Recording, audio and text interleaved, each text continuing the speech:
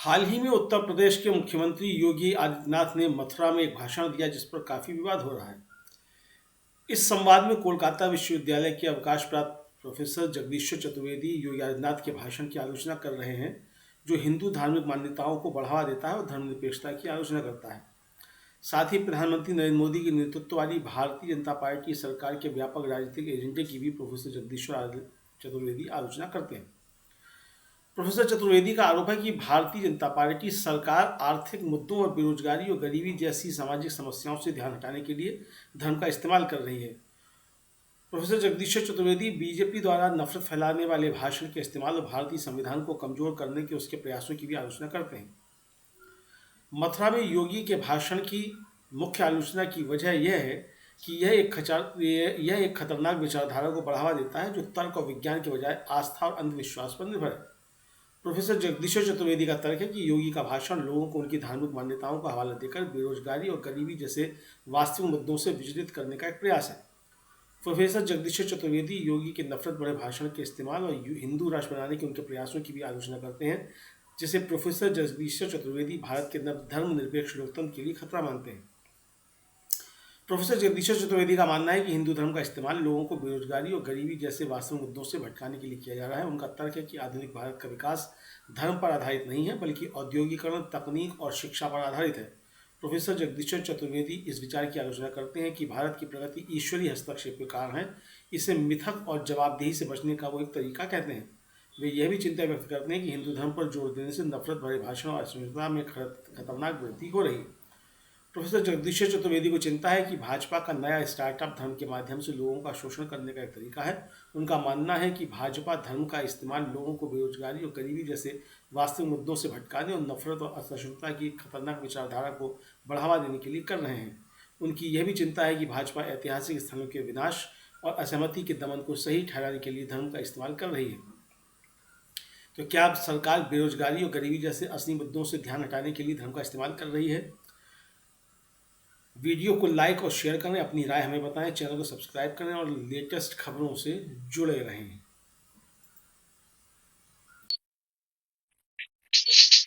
आज हम बातचीत करें कि योगी जी जो मथुरा गए और मथुरा में जो उन्होंने भाषण दिया, इस भाषण के मतलब क्या है और योगी का ये भाषण अकेला भाषण नहीं है। वो इसके पहले विधानसभा में भी बोल चुके हैं, उसके पहले वो अनेक मंचों पर बोल चुके हैं, अनेक बार वो इलेक्शन मीटिंग में भी बोल चुके हैं और उनकी एक इमेज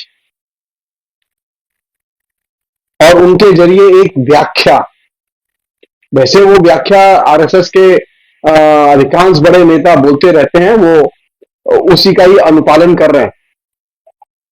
और व्याख्या क्या है? भारत जो है वो हिंदू धर्म का देश है और भारत जो है वो आस्था का देश है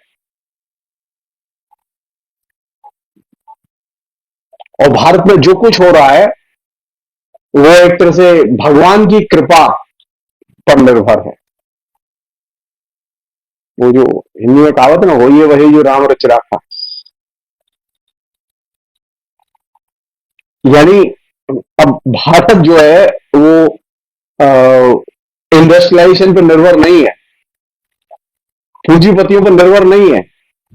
भारत जो है वो भगवान की कृपा पर निर्भर है और वो खासतौर पर या तो राम जी की कृपा या कृष्ण जी की कृपा या फिर काशी विश्वनाथ की कृपा।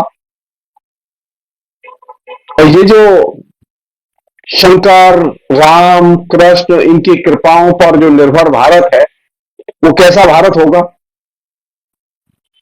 जरा इनसे, किसी से भी, आरएसएस के नेताओं से ये पूछा जाना चाहिए कि राम, कृष्ण, शंकर और 33 करोड़ देवता पहले भी थे, आज भी हैं, लेकिन आज जो उन्नत भारत दिखाई दे रहा है, जो विकसित भारत दिखाई दे रहा है, उस उन्नत और विकसित भारत की धुरी आधुनिक उद्योग है, पूंजीवादी विकास है, उसके आधार पर यह आधुनिक भारत बना। ये धर्मों के आधार पर आधुनिक भारत नहीं बना, ये तीर्थों के आधार पर आधुनिक भारत नहीं बना है।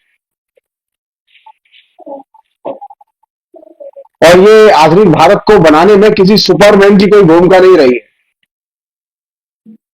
तो अभी स्थिति ये हो रही है कि भारत को, जो आधुनिक भारत था, जो कि इंडस्ट्रियलाइजेशन के जरिए जिसने अपना विकास किया था, उसको जहां एक को डी इंडस्ट्रियलाइज करके हाई टेक्नोलॉजी के दायरे में ले जाके अब वो, जिसे कहें कि अ, कृत्रिम बुद्धि से अब उद्योग संचालित होंगे, इसके दायरे में ले जाके अब कृत्रिम बुद्धि से, अरे हिंदू बुद्धि तो अपने आप में ही कृत्रिम बुद्धि है। रियल बुद्धि तो काम नहीं करती हिंदू बुद्धि में। आरएसएस के लोगों के पास में जो आर्टिफिशियल इंटेलिजेंस है, वो उसका बहुत गहरा संबंध है इस आधुनिक युग की आधुनिक युग की एक कृत्रिम बुद्धि से। क्योंकि ये कृत्रिम बुद्धि, चाहे वो हिंदुत्व की हो चाहे वो कंप्यूटर की हो, वो आपको रियल चीज देखने नहीं देती और रियलिटी देखने नहीं देती। और ये जो सब कुछ भगवान की कृपा पर निर्भर है, राम जी की, कृष्ण जी की, शंकर जी की, तो ये तो एक तरह से भगवान की सृजनात्मक क्षमता को मानना और उसमें जोड़ रहना हुआ। भगवान खुद अपनी सृजनात्मक क्षमता के बारे में इतने भरोसे से नहीं कह सकते जितने भरोसे से योगी और मोदी कह रहे हैं। और अब इसका एक नया जो रूप है जो सामने आ रहा है, वो ये कि जहां पर भी योगी के भाषण हो रहे हैं, जहां पर भी मोदी के भाषण हो रहे हैं, वहां पर हेट कैंपेन जरूर हो रहा है। मोदी और योगी डायरेक्ट हेट कैंपेन कई बार करते हैं, कई बार नहीं करते। लेकिन अब जो आज तक का मैं प्रोग्राम देख रहा था इंटरनेट पर, तो बाकायदा उसमें योगी के प्रोग्राम के साथ साथ एक छोटा सा प्रोग्राम जो है वो हेट स्पीकरों का भी था। अच्छा, ये हेट स्पीकरों का प्रोग्राम कुंभ में भी आया। ये हेट स्पीचेस का प्रोग्राम जो है वो अयोध्या के मंदिर की मूर्ति की प्राण प्रतिष्ठा के समय भी दिखाई दिया। कमाल है, भगवान की कृपा पर हेट बुद्धि आती है। योगी कह रहे हैं कि ये होली का त्योहार सबका त्योहार है, और वहीं योगी के साथ जो योगी के आयोजन करता है, वे कह रहे हैं कि ब्रज क्षेत्र से मुसलमानों को काम काज से दूर रखा जाए।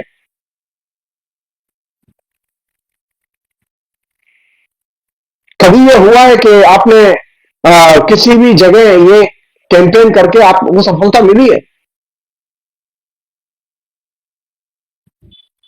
अगर मुसलमानों से इतना ही विद्वेष है,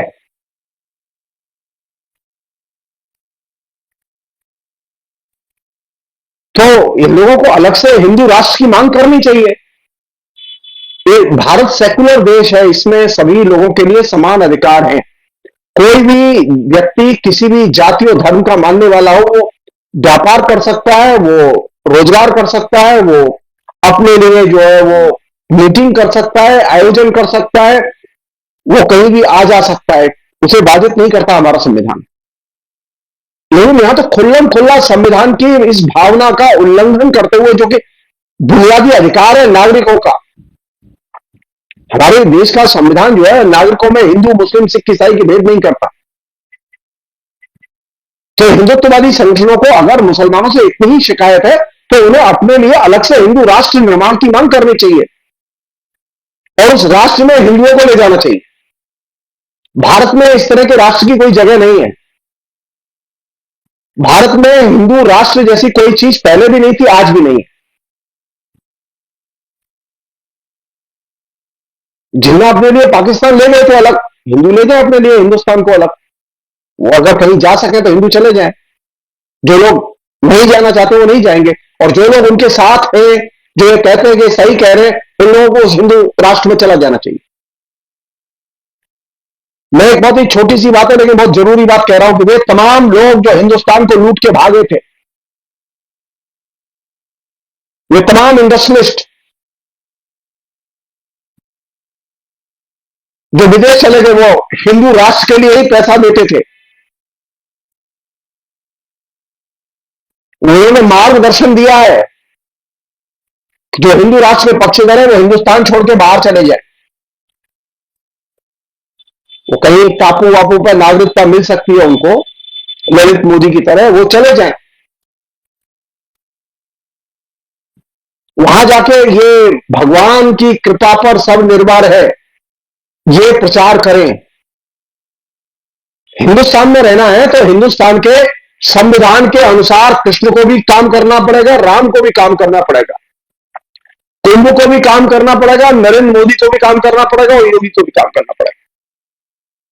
भारत का संविधान सर्वोपरि है, भगवान सर्वोपरि नहीं है। इससे भगवान को अब संविधान के अनुसार काम करना होगा। संविधान जो व्यवस्था देता है वो व्यवस्थाएं यहां के प्रत्येक नागरिक को और प्रत्येक संगठन को माननी होगी। और हमारा संविधान ये कहीं नहीं कहता कि हिंदुओं के त्योहार पर मुसलमान पार्टिसिपेट न करें और मुसलमानों के त्योहार पर हिंदू पार्टिसिपेट न करें। कहीं पर भी यह बंधन नहीं है।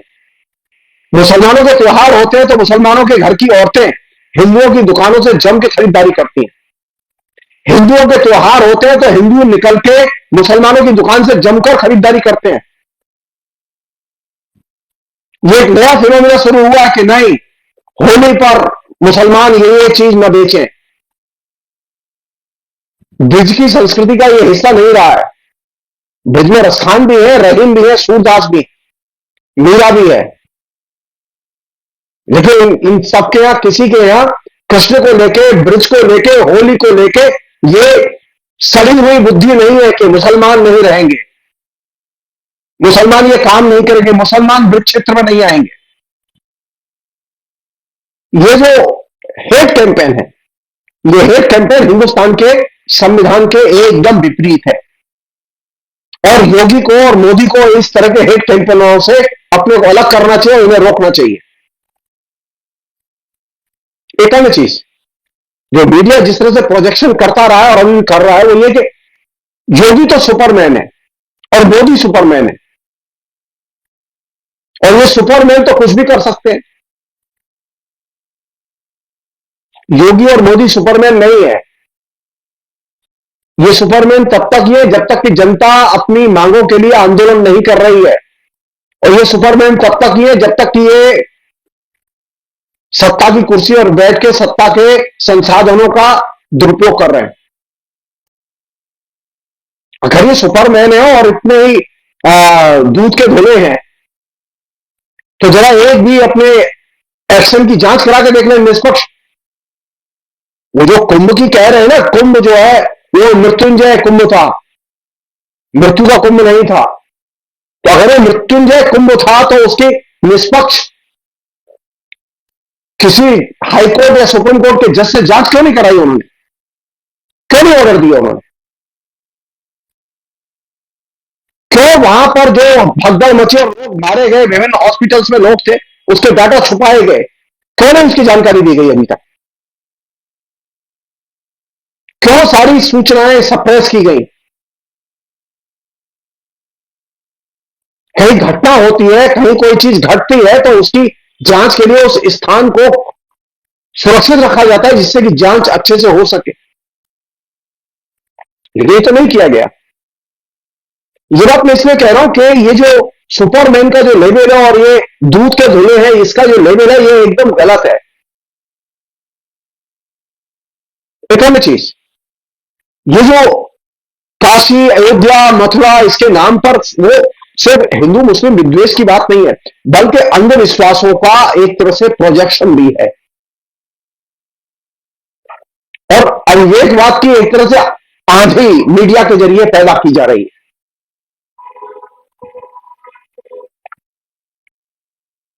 तो अंधविश्वास और अविवेक की आंधी में अब हम होली मनाएं, हम कुंभ का स्नान करें, हम राम जी की उपासना करें। नया हिंदू धर्म अविवेकवाद और अंधविश्वास इन दो पर सबसे अधिक जोर देता है और इन सब दोनों चीजों को भव्यता और दिव्यता के नाम पर छुपाने की कोशिश करता है। थर्ड चीज जो बहुत इंपॉर्टेंट चीज है, बनारस में सौंदर्यीकरण के नाम पर सैकड़ों मंदिर गिराए गए, तोड़े गए। अयोध्या में सैकड़ों घर गिराए गए, तोड़े गए। अब मथुरा की बारी है। मथुरा के लोग भी इस बात को जान लें कि मथुरा की बारी है। सौंदर्यीकरण बिल्कुल वैसा ही होगा जैसा कि अयोध्या में हुआ है। मथुरा शहर के लोग, वृंदावन के लोग, गोवर्धन के लोग ये समझ लें इस बात को कि सौंदर्यीकरण का मतलब क्या है।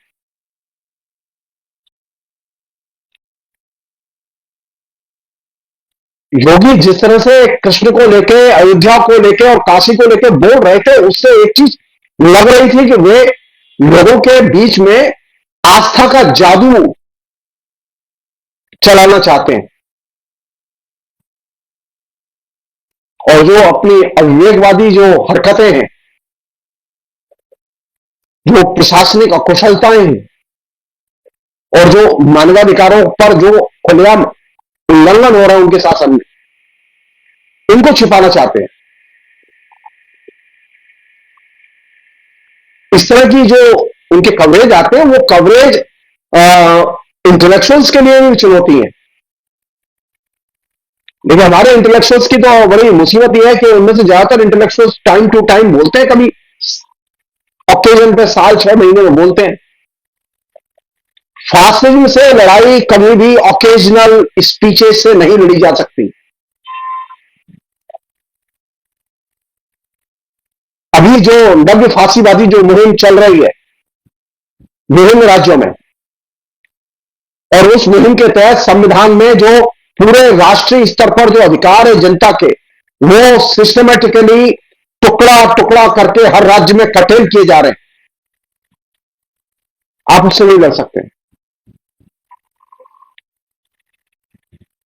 और हर जगह एक अतीत और अतीत का महिमा मंडन और तात्कालिक अतीत, उस पर हमले, अरे सुदूरवर्ती अतीत उसका महिमा मंडन है। ये तात्कालिक अतीत है फ्रीडम मूवमेंट का, तात्कालिक अतीत है जो कि भारत के सेकुलराइजेशन का, जो राजा राममोहन राय से शुरू हुआ, उस पर लगातार विभिन्न तरीकों से हमले हो रहे हैं। तो महान कौन सा युग है? कृष्ण का युग, राम का युग, शंकर का युग। और खराब कौन सा है? धर्मनिरपेक्षता का युग, जिसकी की शुरुआत राजा राममोहन राय, ईश्वरचंद्र विद्यासागर, दयानंद सरस्वती, इन लोगों ने की थी। एक अन्य चीज ये कि ये जो प्रोपेगेंडा है, जिसमें अंधविश्वास और अविवेकवाद, इन दो पर सबसे अधिक जोर है। इस अविवेकवाद इसमें क्यों कह रहा हूं मैं? मथुरा के कम से कम 1 दर्जन से अधिक मंदिर हैं जो एक जमाने में मुस्लिम शासकों के द्वारा उनको बड़े पैमाने पर जमीन संपत्ति दी गई थी। मुसलमान शासकों के द्वारा दी गई संपत्ति से वे मंदिर मुक्त नहीं है। ये दिमाग से निकाल दें लोग कि मुसलमानों से मुक्त होकर कोई आधुनिक भारत बनेगा, नहीं बन सकता। आधुनिक भारत छोड़ दीजिए, आप एक आधुनिक राम जी का मंदिर बना लेंगे, वहां पर भी मुसलमानों की बनाई हुई मूर्तियां लगी हुई हैं। हिंदुस्तान में जितने भी कारीगर हैं उनमें से 90% कारीगर वो मुस्लिम कारीगर हैं। वो चाहे मूर्ति बनाने वाले हो, चाहे वो कसीदा करने वाले हो, या वो और दूसरे काम करने वाले कारीगर हैं। इन कारीगरों के बिना आप आधुनिक भारत की कल्पना ही नहीं कर सकते।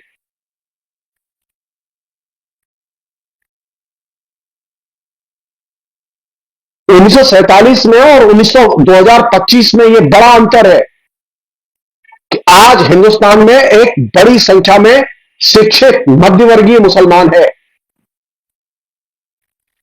जो पिछले 75 साल के डेवलपमेंट में बाहर निकल के आया। तमाम किस्म के भेदभाव सहन करके वो बाहर निकल के आया। तमाम किस्म के आर्थिक हमले, राजनीतिक हमले उसके ऊपर हुए, इसके बावजूद वो बाहर निकल के आया है और उसने सेक्युलरिज्म का रास्ता नहीं छोड़ा है। मुसलमानों में तो कोई पार्टी नहीं ऐसी जो ये कहती हो कि हम धर्मनिरपेक्षता को नहीं मानेंगे, जो ये कहती हो कि हम भारत के संविधान को नहीं मानेंगे। उनके तो किसी नेता की ऐसी हेट स्पीच हमारी समझ में नहीं आती, नॉलेज में नहीं आती। तो फिर ये ऐसी पैरेलल जो है हेट स्पीच लगातार, जहां योगी और मोदी जैसे बड़े नेता जा रहे हो, वहां लगातार ये हेट स्पीकर क्यों जाते हैं? कायदे से इनको रोका जाना चाहिए, इनके खिलाफ में एफआईआर दर्ज की जानी चाहिए। सुप्रीम कोर्ट के आदेश हैं। एक अन्य चीज जो कि योगी के प्रोग्राम के संदर्भ में बहुत जरूरी चीज, वो ये कि अगर आप ये जो शंकर, काशी, अयोध्या, राम, मथुरा, कृष्ण, इन पर जोर देंगे तो विज्ञान और तर्क का क्या करेंगे? क्या हिंदुस्तान का विकास विज्ञान और तर्क को तिलांजलि देकर संभव है? क्या जगह जगह कृष्ण के, राम के, शंकर के मंदिर बना के हम आधुनिक भारत का निर्माण कर सकते हैं? नहीं। नरेंद्र मोदी की परिकल्पना में, नरेंद्र मोदी और योगी के डबल इंजन के विजन में आधुनिक औद्योगिक भारत का विजन नहीं है। वो हिंदुस्तान को एक कूप मंडूकों का देश, हिंदुस्तान को एक हिंदुत्ववादी देश बनाने की मुहिम में लगे हुए हैं। एक अन्य चीज है जो कि बहुत इंपॉर्टेंट चीज है, जो कि इस पूरे क्राइसिस में सामने निकल के आ रही, वो ये कि ये कभी भी दोनों, योगी और मोदी, ये अपने किसी भी फैसले का और किसी भी भाषण का कभी पुनर्मूल्यांकन नहीं करते, ना उसकी आत्मालोचना करते, क्योंकि ये सारे फैसले भगवत कृपा से लेते हैं और भगवत कृपा के ही अनुसार ये बोलते हैं। और इनके पास में एक मीथ है, आप कोई भी गंदा काम कीजिए और कहिए कि मोदी जी के हम भक्त हैं, मोदी जी के अनुयायी है, मोदी जी की पार्टी में है, तो आपको किसी भी गंदे काम से मुक्ति मिल जाएगी। क्यों? क्योंकि मोदी का जो मंत्र है वो सबको पवित्र कर देता है। जैसे राम मंत्र, राम बोल के सब पवित्र हो जाते हैं, भगवान का नाम लेके सब पवित्र हो जाते हैं, उसी तरह इस जमाने में मोदी का नाम लेके सब पवित्र हो जाते हैं। सारे दुष्ट, अपराधी, माफिया, क्रिमिनल सब पवित्र हो जाते हैं। तो ये जो महत्ता अर्जित की है मोदी ने, ये महत्ता कम नहीं है, मीडिया ने इसे पैदा किया है, आरएसएस ने इसे निर्मित किया है लोगों की जेहन में, और कहा कि जो कुछ किसी चीज से संभव नहीं है वो मोदी के जादुई व्यक्तित्व से संभव है। और जादुई व्यक्तित्व कैसा? लोगों को रोजगार नहीं है, लेकिन रोजगार को लेकर लोगों में गुस्सा नहीं, इसे जादुई कहेंगे। इसे जादुई कहेंगे कि बेरोजगार लड़के घर घर बैठे हुए हैं, शिक्षित लड़के जिनकी पढ़ाई पर मां बाप ने 20 25 25 30 लाख रुपए खर्च किए, उनके लिए नौकरी नहीं है, लेकिन उन लड़कों में कोई एंगर नहीं, उनके माता पिता में कोई एंगर नहीं है। सब कहते हैं कि मोदी है तो मुमकिन है और मोदी सही काम कर रहे हैं। यही लोग 2014 के पहले बड़ी संख्या में पर्दे वाले बच्चे साल 6 महीने की मशक्कत के बाद नौकरी पा जाते थे, आज वे नौकरी बिना पाए घर घर घूम रहे हैं, गली गली घूम रहे हैं। इसे मोदी का कहते हैं जादू, कि बेरोजगार नौजवान अपनी बेरोजगारी को बेरोजगारी नहीं मानता, बल्कि वो मोदी की कृपा मानता है और कहता है कि नहीं, वो अब राष्ट्र सेवा में के लिए बेरोजगार हो गया। तो ये जादुई व्यक्तित्व तो मानना पड़ेगा कि जब एक जमाने में बेरोजगारी को लेकर लोगों में गुस्सा होता था, अब गुस्सा नहीं होता, बल्कि वे इसके साथ में एडजस्ट कर गए। और अब किस पर जोर दिया जा रहा है? अगर आपको काम करना है तो आपके अंदर इच्छा शक्ति होनी चाहिए। किस बात की इच्छा शक्ति? नाव चलाने की, पकौड़े बेचने की। क्योंकि नाव वाले को आदर्श के तौर पर पेश किया गया है कुंभ में, जिसने 30 करोड़ रुपए कमाए। तो क्या हिंदुस्तान के नौजवानों के लिए सबसे बढ़िया स्टार्टअप नाव चलाना होगा? शर्मनाक है ये हिंदुस्तान के लिए और उत्तर प्रदेश के लिए कि जिस उत्तर प्रदेश में लाखों इंजीनियर बेरोजगार हो, जिनके लिए 2 समय की रोटी मुयस्सर न हो, उस प्रांत का मुख्यमंत्री क्या है कि यहां पर इतनी आमदनी हो रही है कि देखो, एक नाव वाला भी 30 करोड़ रुपए कमाए हैं उसने। हम जानना चाहते हैं कि इलाहाबाद के कितने बच्चों को बीजेपी के पिछले 10 साल के शासन में, उत्तर प्रदेश के कितने नौजवानों को पिछले 10 साल के शासन में नौकरी मिली। खाली एक व्हाइट पेपर जारी कर दें कि बीजेपी के 10 साल के शासन में उत्तर प्रदेश के इतने हजार नौजवानों को पक्की नौकरी दी गई। हालत इतनी भयानक है कि मनरेगा के पैसे भी अब नहीं आते। सड़क खोदने के लिए, खेत खोदने के लिए, नहर बनाने के लिए, जो खेतों में काम करने के लिए जो लोगों को मजदूरी मिलती थी 100 दिन, वो घट के अब 42 दिन हो गई और 42 दिन का भी पैसा भी गांव नहीं पहुंचा है। और जो लोग काम कर चुके हैं उनका पेमेंट अभी भी बाकी है। तो जो सरकार मनरेगा के मजदूरों के लिए मजदूरी मुहैया न करा पाए, उनके लिए बेज न दे पाए, उस सरकार का मुख्यमंत्री विधानसभा में खड़े होकर कह रहा है कि हमारे यहां जानते हैं कुंभ से कितना फायदा हुआ? 3 लाख करोड़ का फायदा हुआ। किसे फायदा हुआ 3 लाख करोड़ का? उत्तर प्रदेश को। अगर 3 लाख करोड़ का फायदा हुआ तो दिखाएं उसका जीएसटी कितना आया, दिखाएं जिसने 30 करोड़ रुपए कमाए हैं उससे कितना इनकम टैक्स और जीएसटी लिया गया। हम भी तो जानना चाहते हैं। एक प्रोफेसर से, एक इंजीनियर से अगर उसकी इनकम अगर 30% के खाते में आती है तो उसके झटके में उसके तनख्वाह से 30% इनकम टैक्स काटा जाता है। हम देखना चाहते हैं अगली बार योगी अपनी विधानसभा में बजट में और बजट के पहले जिस महिला ने 30 करोड़ रुपए कमाए हैं वो दिखाएं कि उसने कितना इनकम टैक्स दिया। जिस देश में पूंजीपति टैक्स नहीं देते हो, उनके लिए टैक्स तरह तरह से माफ किए जाते हो। वो लोग हमसे कह रहे हैं कि हिंदुस्तान में कितनी तरक्की और उन्नति हो रही है और कितना हमने आर्थिक उत्पादन किया और लाभ कमाया है। मैं अपनी आंखों से परसों जाके मैं खुद अपनी आंखों से इलाहाबाद में कुंभ के संगम को देख के आया हूं। संगम का पानी एकदम प्रदूषित है और नरक बना हुआ है। झूठ बोलने की भी एक इंतहा हो कि सैकड़ों लोग प्रभावित हुए दुर्घटनाओं से। 4 बार आग लगी कुंभ में। बताते कितना नुकसान हुआ है। कुंभ में आग लगती है, बड़े बड़े पैमाने पर पंडाल जल जाते हैं, कोई नुकसान नहीं होता। पंडाल में क्या खाली हवा खाने के लिए पंडाल लगाए थे वहां।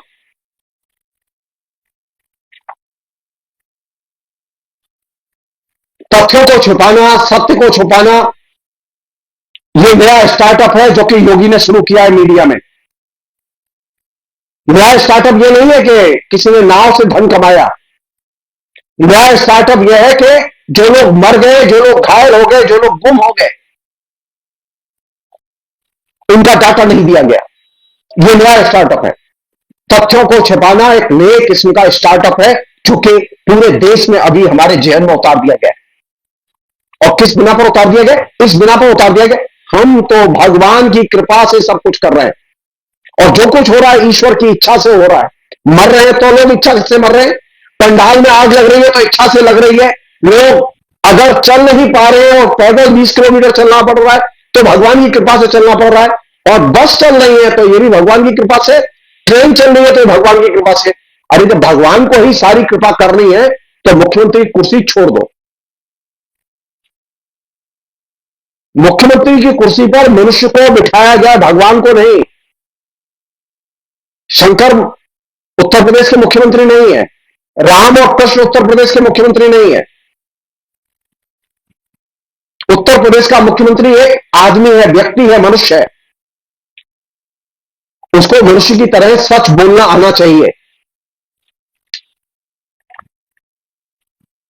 एक अन्य चीज है जो कि आखिरी चीज फिलहाल के संदर्भ में ये कि ये जो बार बार कैंपेन हो रहा है नीचे, उस कैंपेन की लेयर्स को समझने की जरूरत है।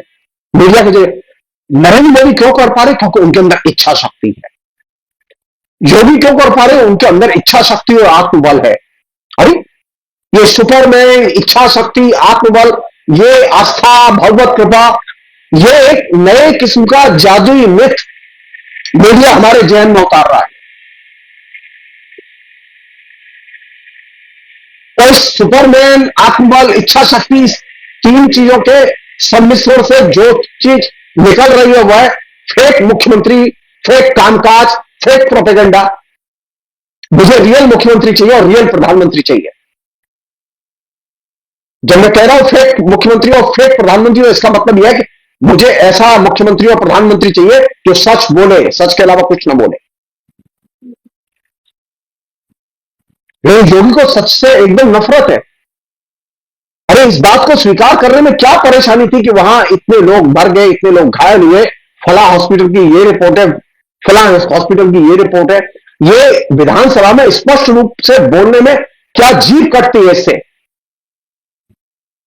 क्या इससे आपके कान में कोई कमी आती है? कहीं कोई चीज है, वो चीज क्या है? सच। सच को छिपाने की कला।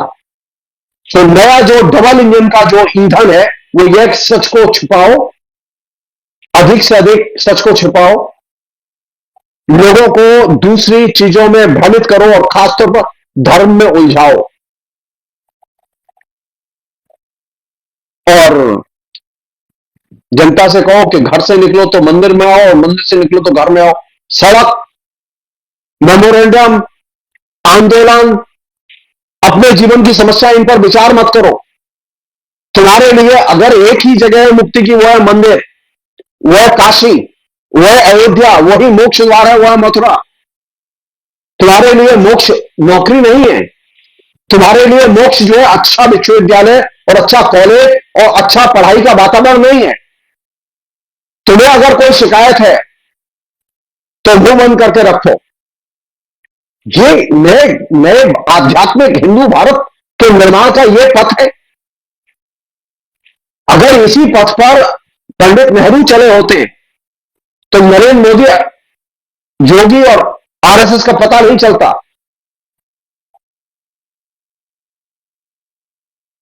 भारत का संविधान सबके लिए, सबको समान रूप से देखता है। वो जाति का, धर्म का, लिंग का भेद नहीं मानता। लेकिन एक नया स्टार्टअप शुरू हुआ है, वो है हिंदू स्टार्टअप, जिसमें भेद की राजनीति, हेट कैंपेन और आध्यात्म पर जोर, और अब काशी, अयोध्या और मथुरा। ये क्या है? ये मुक्ति के क्षेत्र। अगर तुम्हें मुक्ति चाहिए तो आओ तीर्थाटन करो और मुक्ति जलपान करो। मथुरा में पिछले 60 साल से बीजेपी का म्यूनिसिपैलिटी में शासन है और पिछले 10 साल से अधिक समय से उत्तर प्रदेश में बीजेपी का शासन है। मथुरा के लोग विषाक्त यमुना का पानी देख रहे हैं, आचमन कर रहे हैं, नहा रहे हैं। यमुना किनारे के सभी कुएं एकदम सूखे हो चुके हैं। वो हमसे कह रहे हैं कि हम स्वच्छ पानी देंगे। हाँ, वो एक काम जरूर करते हैं, डोंग जिसे कहते हैं हम लोग, पाखंड, कि गंदा पानी रहेगा उसमें स्टीमर चलता रहेगा, गंदा पानी रहेगा उसमें यमुना जी की आरती होती रहेगी जो कि होती है अभी, गंदा पानी रहेगा उसमें लोग तीर्थ स्नान करते रहेंगे जो कि होता है अभी।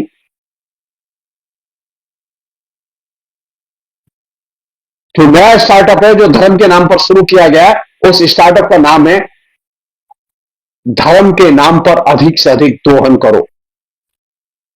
वोटों का दोहन, धन का दोहन, बुद्धि का दोहन, विज्ञान का दोहन, और ये सारी की सारी चीजें एक ग्लोबल पॉलिटिकल पर्सपेक्टिव में पेश करो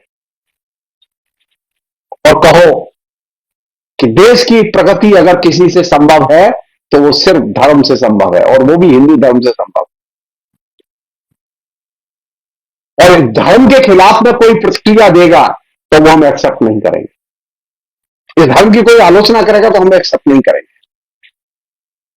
और इसके लिए जो भी तरीका अपनाना हो वो तरीका अपनाओ। मथुरा ब्रज की नगरी, अब वो ब्रज की नगरी की अब मुसीबत है। योगी घोषणा कर गए और ये तय है कि जब वो घोषणा कर गए तो वो ब्रज के लोगों में वो एकदम अपने अंधविश्वास का अंधार और उसका धूल धक्कड़ सब दिमाग में घुसेड़ के मानेंगे। उससे बचने का एक ही तरीका है, इस अंधर से बचने का एक ही तरीका है, आप अपने दिल दिमाग की खिड़की बंद रखें और विवेक से और विज्ञान के दृष्टिकोण से काम लें। बीजेपी के लोग अपने प्रोपेगेंडा के जरिए सिर्फ एक ही चीज पर हमला कर रहे हैं, वो कृष्ण की, राम की, शंकर की आड़ में विज्ञान और विवेक, इन दो चीजों पर तेज हमले कर रहे हैं। और इसे बचाने के लिए जरूरी है कि आप विवेक और विज्ञान को न छोड़ें। और दूसरी चीज जिस पर वो हमला कर रहे हैं वो है संविधान और संविधान की बुनियादी धारणाएं। तो संविधान के प्रति अपनी आस्था और निष्ठा को न छोड़ें। अगर आपको सचमुच में अपने क्षेत्र से, अपने इलाके से प्यार है तो विज्ञान, विवेक और संविधान, इन तीन से प्यार करना सीखिए।